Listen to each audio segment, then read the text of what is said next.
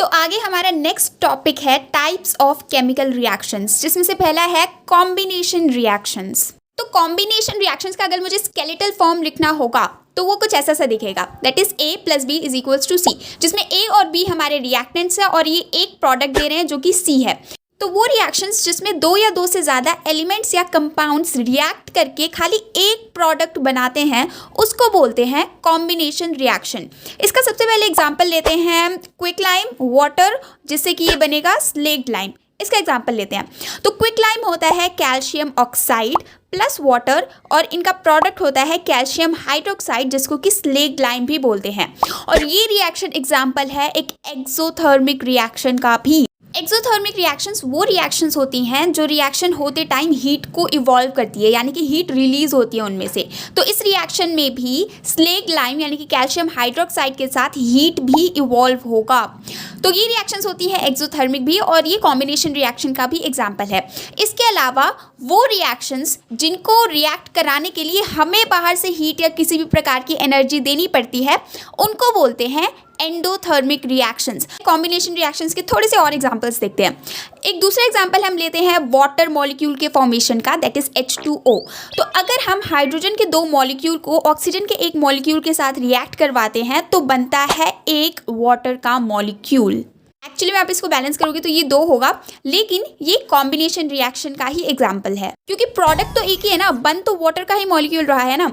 दूसरा एग्जाम्पल लेते हैं हम कार्बन डाइऑक्साइड गैस का। इसमें एक कार्बन का एटम एक ऑक्सीजन के मॉलिक्यूल से रिएक्ट होकर के कार्बन डाइऑक्साइड गैस बनाता है। अभी मैंने एक्सोथर्मिक रिएक्शंस की बात की थी, अब एक्सोथर्मिक रिएक्शंस के कुछ और एग्जांपल्स देखते हैं। पहला एग्जांपल है बर्निंग ऑफ नेचुरल गैस। अगर हम एक नेचुरल गैस को पकड़े जो कि है मीथेन। मीथेन होता है CH4, एक कार्बन का एटम और 4 हाइड्रोजन के एटम्स। मीथेन को जब हम बर्न करेंगे मतलब उसको ऑक्सीजन के प्रेजेंस में ला करके रिएक्ट करवाएंगे, तब प्रोड्यूस होगा कार्बन डाइऑक्साइड गैस और वाटर का मॉलिक्यूल। तो ये रिएक्शन भी हमारा एक्सोथर्मिक है, यानी कि इसमें हीट भी इवॉल्व होगी। इसके अलावा सेकेंड एग्जाम्पल है हमारा रेस्पिरेशन का। तो रेस्पिरेशन भी एक एक्सोथर्मिक प्रोसेस है। ये इक्वेशन है रेस्पिरेशन की। तो रेस्पिरेशन का मतलब होता है ग्लूकोज का ऑक्सीजन के साथ कंबाइन होकर के हमारी बॉडी को एनर्जी देना। तो क्योंकि एनर्जी रिलीज होती है इसमें, तो ऑब्वियसली एक्सोथर्मिक रिएक्शन का तो एग्जांपल है ही। तो अब इसमें क्या होता है, ग्लूकोज और ऑक्सीजन का रिएक्शन होता है और प्रोडक्ट्स बनते हैं कार्बन डाइऑक्साइड, वाटर और एनर्जी। इसके अलावा हमारी बुक में एक और एग्जाम्पल गिवन है। ये एग्जाम्पल है डीकम्पोजिशन का। तो हमें पता है कि जब भी वेजिटेबल्स की जो पील्स होती है वो डीकम्पोज होती है बैक्टीरिया वगैरह के एक्शन से, तो वहाँ पर एनर्जी रिलीज होती है। So decomposition of vegetable matter into compost is also an example of an exothermic reaction. अब हमारा नेक्स्ट टाइप ऑफ रिएक्शन है डीकम्पोजिशन रिएक्शन। डीकम्पोजिशन रिएक्शंस बिल्कुल कॉम्बिनेशन रिएक्शंस का उल्टा बोल सकते हैं हम इनको। जैसे उसमें दो या दो से ज़्यादा रिएक्टेंट्स मिलकर के एक प्रोडक्ट बना रहे थे, वैसे इसमें एक रिएक्टेंट स्प्लिट होकर के दो या दो से ज़्यादा प्रोडक्ट्स बनाएगा। और इसका स्केलेटल फॉर्म हम ऐसे लिख सकते हैं कि A = B + C, जिसमें A रिएक्टेंट है और B + C ये प्रोडक्ट बना रहा है दो।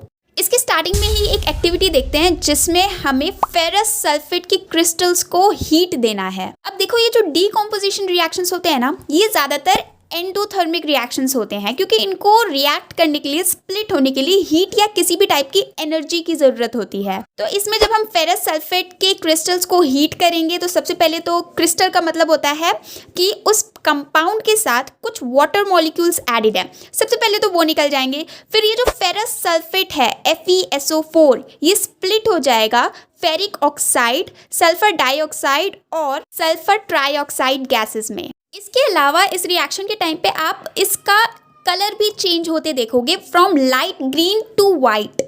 अब डीकम्पोजिशन रिएक्शंस का दूसरा एग्जांपल देखते हैं जिसमें कैल्शियम कार्बोनेट हीट के प्रेजेंस में स्प्लिट होकर के कैल्शियम ऑक्साइड और carbon dioxide gas as product बना रहा है। इसमें कैल्शियम कार्बोनेट जो है ना, इसका नाम है लाइमस्टोन। ये छोटी छोटी फैक्चुअल चीज़ें आपको खुद ही याद रखनी है, ठीक है। और मैंने पहले ही बताया था कि कैल्शियम ऑक्साइड को क्विकलाइम बोलते हैं। ये भी एक बहुत इंपॉर्टेंट डीकम्पोजिशन रिएक्शन है जिसका यूज़ बहुत सारी इंडस्ट्रीज में होता है। जैसे फॉर एग्जाम्पल सीमेंट मैन्युफैक्चर करने में इस रिएक्शन का यूज़ होता है। अब यहाँ पर एक और बात बताई गई है कि जिस भी डीकॉम्पोजिशन रिएक्शन को करवाने के लिए हमें ऊपर से हीट डालनी पड़ती है, यानी कि जितनी भी एंडोथर्मिक डीकॉम्पोजिशन होते हैं उनको थर्मल डीकॉम्पोजिशन भी कहा जाता है। नेक्स्ट एग्जाम्पल देखते हैं लेड नाइट्रेट वाला, जो मैंने बोला था आप आगे जाकर के थोड़ा समझ पाओगे। तो इसमें लेड नाइट्रेट को हीट की प्रेजेंस में स्प्लिट किया जाता है। ये भी एग्जाम्पल है डीकॉम्पोजिशन रिएक्शन का। तो ये है लेड नाइट्रेट का फॉर्मूला, होपफुली आपको याद हो, 2PbNO3 होल ट्वाइस। हीट की प्रेजेंस में ये स्प्लिट होता है लेड ऑक्साइड में, जो कि है PbO, प्लस नाइट्रोजन डाइऑक्साइड में NO2 प्लस ऑक्सीजन में। अब इस रिएक्शन को बैलेंस करें तो आ जाएगा 2 lead nitrate is equals to 2 lead oxide plus 4 nitrogen dioxide plus oxygen. इस रिएक्शन के लिए आपको लेड नाइट्रेट को एक ट्यूब में लेना होगा और फिर उसको हीट करना होगा। जब आप ऐसा करोगे ना तो लेड नाइट्रेट में से ये जो नाइट्रोजन डाइऑक्साइड है ना, ये ब्राउन कलर के धुएं के जैसे निकल जाएगा, ये दिखेगा आपको निकलता हुआ।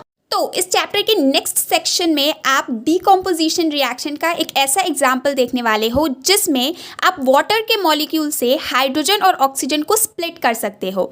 ठीक है, इसको बोलते हैं इलेक्ट्रोलिसिस ऑफ वाटर। इसका मतलब है इलेक्ट्रिसिटी की वजह से वाटर के कंपोनेंट्स को स्प्लिट करना। तो इसमें आप एक प्लास्टिक के मग में थोड़ा सा वाटर ले लोगे, उसमें थोड़ा सा डाइल्यूट HCl जो हाइड्रोक्लोरिक एसिड होता है वो डाल दोगे। अब एसिड के डालने से क्या होगा ना, जो वाटर के मॉलिक्यूल्स हैं वो आयनाइजेशन उनका जल्दी होने लगेगा, यानी कि वो अपने रिस्पेक्टिव आयंस में जल्दी स्प्लिट होने लगेंगे। तो इसके बाद आप उसमें 2 इलेक्ट्रोड्स को ऐड करोगे। अब ये इलेक्ट्रोड्स क्या होते हैं? इलेक्ट्रोड्स वो चीज़ें होती है जिनसे इलेक्ट्रिसिटी पास कर पाती है। ठीक है, अब इन इलेक्ट्रोड्स को आप मग के अंदर रखोगे और नीचे से या फिर ऊपर से ही आप इसमें एक बैटरी को अटैच कर दोगे।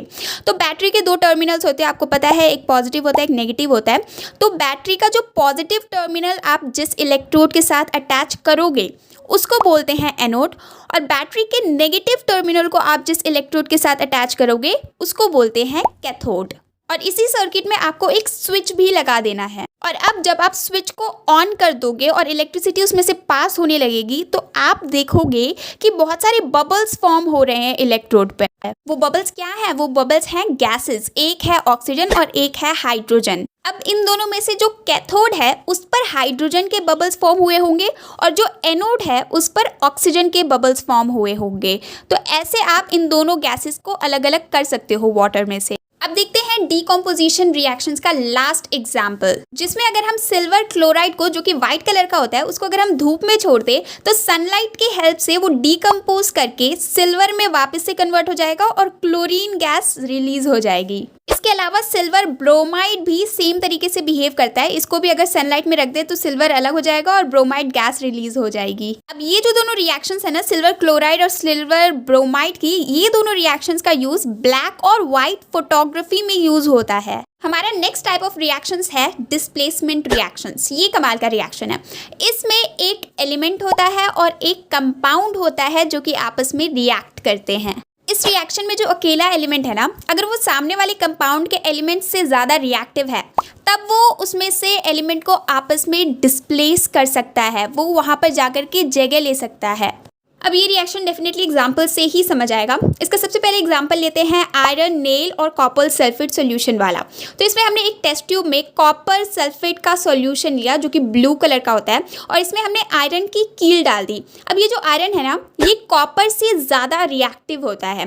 तो इस रिएक्शन में आयरन कॉपर को उसके सॉल्यूशन यानी कि जो सल्फेट है ना वहाँ से डिस्प्लेस कर सकता है। यानी कि iron plus copper sulphate is equals to iron sulphate plus copper. इसमें आयरन ज़्यादा रिएक्टिव होने की वजह से कॉपर की जगह ले चुका है। अब क्वेश्चन ये उठता है कि आपको कैसे पता चलेगा कि कौन सा एलिमेंट ज़्यादा रिएक्टिव है किस एलिमेंट के लिए। तो उसके लिए आप अपने चैप्टर 4 में एक रिएक्टिविटी सीरीज़ देखोगे। ये है वो रिएक्टिविटी सीरीज़। ये आपको उस चैप्टर में जाकर के याद ही करनी पड़ेगी, there is no alternative. Better है आप इसको अभी से याद करके चलो तो केमिस्ट्री में थोड़ी सी हेल्प मिलेगी। अब इसके लिए आप किसी निमोनिक का सहारा लो या कैसे भी, आपको ये याद करनी ही पड़ेगी। आपको ये याद करना ही पड़ेगा कि सबसे ज़्यादा रिएक्टिव होता है हमारा पोटेशियम, उसके बाद सोडियम, फिर मैग्नीशियम और ऐसी ही पूरी सीरीज चलती आती है। कुछ और एग्जांपल ले इस टाइप के रिएक्शन की तो हो जाएगा जिंक प्लस कॉपर सल्फेट, जो कि बनाता है जिंक सल्फेट प्लस कॉपर। आप इस सीरीज में देख सकते हो कि जिंक जो है वो कॉपर से ऊपर है, यानी कि जिंक ज़्यादा रिएक्टिव है कॉपर से, तो जिंक कॉपर को उसके सॉल्यूशन से डिस्प्लेस कर सकता है।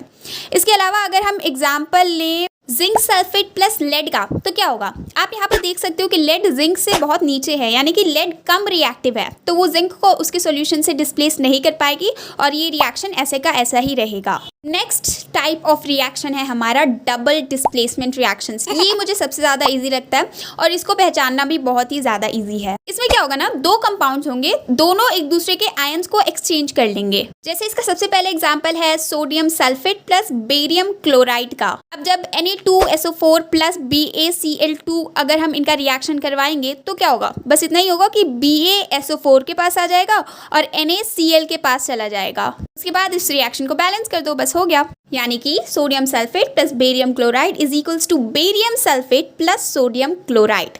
अब ये जो एग्जांपल है ना, ये एग्जांपल है प्रेसिपिटेशन रिएक्शन का भी। अब ये एक नया टर्म लग रहा होगा। तो प्रेसिपिटेशन रिएक्शंस वो रिएक्शंस होती हैं जिसमें प्रेसिपिटेट फॉर्म होता है। प्रेसिपिटेट मतलब कोई सस्पेंशन फॉर्म हो जाता है रिएक्शन में। कोई भी रिएक्शन आप कराते हो तो एक टेस्ट ट्यूब में आप दो या दो से ज़्यादा सब्सटेंसेस को लेते हो, तो वो दो से ज़्यादा सब्सटेंसेस जब आपस में पूरी तरीके से मिक्स नहीं हो पाते और एक होमोजेनियस टाइप टेक्सचर नहीं दे पाते, तो नीचे कुछ सस्पेंशन बच जाता है।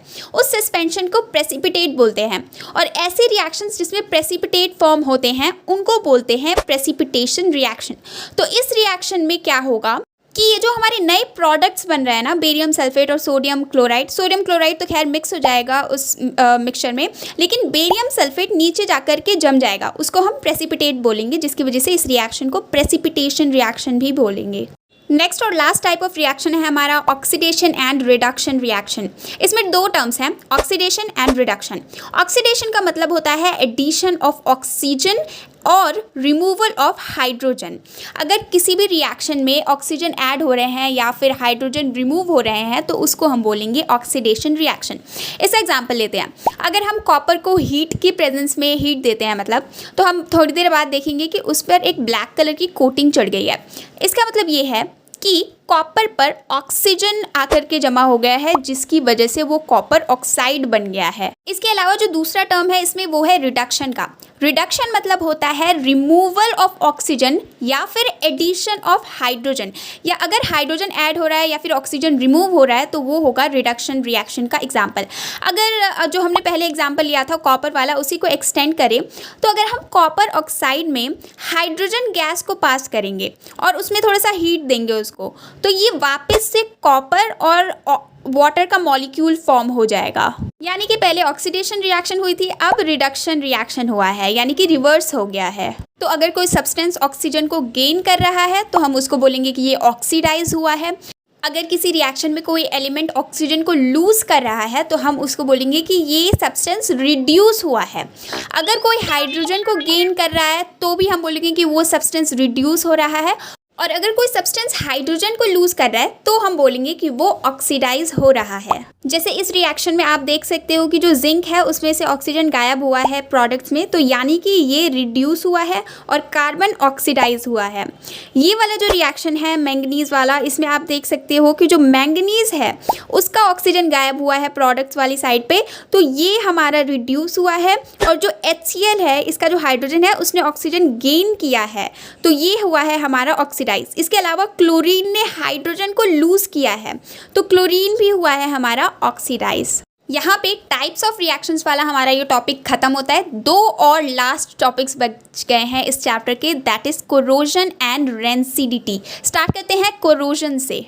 तो देखो, जब भी किसी मेटल पे उसके आसपास के सब्सटेंसेस का प्रभाव पड़ने लगता है, सब्सटेंसेस जैसे उसके आसपास मॉइस्चर है या फिर एसिड है या फिर ऐसी कोई चीज़ है जिसकी वजह से मेटल अपना टेक्सचर बदलता जा रहा है, तो उसको हम बोलेंगे कि ये मेटल कोरोड हो रहा है और इसी प्रोसेस को कहते हैं कोरोजन।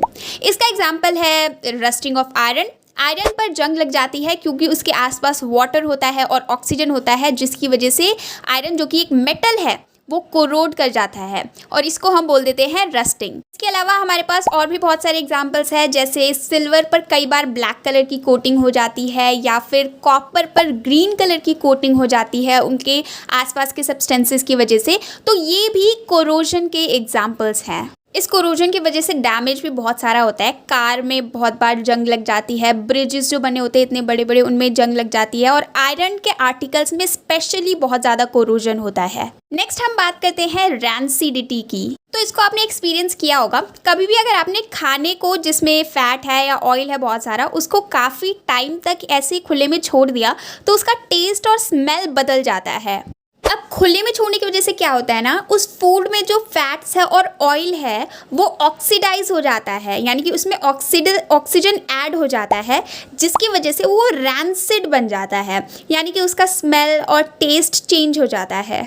अब इससे बचने के लिए क्या करते हैं ना लोग, बहुत सारे एंटीऑक्सीडेंट्स को खाने में यूज़ कर देते हैं जिससे कि फैट्स और ऑयल्स जो हैं वो ऑक्सीडाइज ना हो। इसके अलावा अगर हम फूड को एयर टाइट कंटेनर्स में रखते हैं, यानी कि ऐसे बर्तनों में रखते हैं जिनमें हवा बाहर से अंदर नहीं जा पाएगी, तो ऑक्सीजन ही नहीं मिलेगा तो वो ऑक्सीडाइज कैसे होंगे।